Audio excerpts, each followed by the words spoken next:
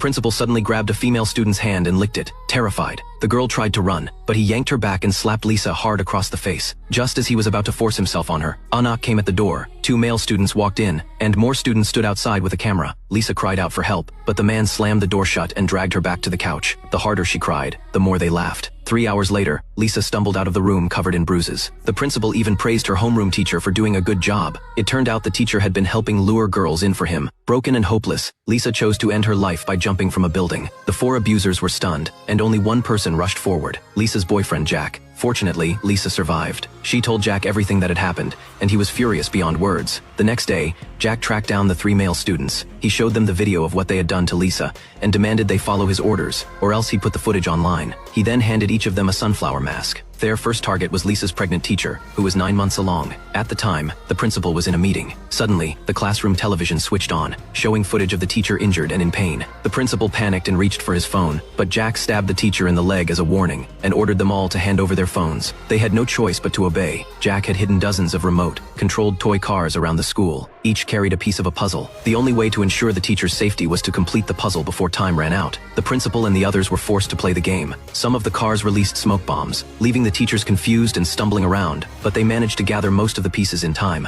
The principal even found the final piece, only to be knocked out by another smoke trap. He woke up bound inside a car. Meanwhile, a deadly trap was set in the teacher's room. The moment they opened the door, a heavy microwave crashed down, killing her instantly. Jack pretended to celebrate their performance, and for a moment, the students thought he might spare them. But instead, all 3 were knocked unconscious. With the principal and the students missing, the police began their investigation. The principal's daughter came to school, begging for help. Then cries for help were heard from a warehouse. 2 of the abusive students were found tied to timed explosives. They were told they had to collect puzzle pieces hidden in bicycles all over town before sunset, or be blown to pieces. Soon, the entire town joined the search, but the final piece could not be found. That's because Jack had already given it to Lisa. Without hesitation, she burned it. She then returned to the school, determined to see justice with her own eyes. When the principal finally woke up, he struggled free of his ropes. He saw a beautiful girl nearby and, true to his nature, tried to assault her. But when he ripped off her mask, he realized it was his own daughter. In the end, the last attacker's corpse was tossed from the rooftop again and again by Jack. That was the Japanese movie puzzle. So after watching it, how do you feel?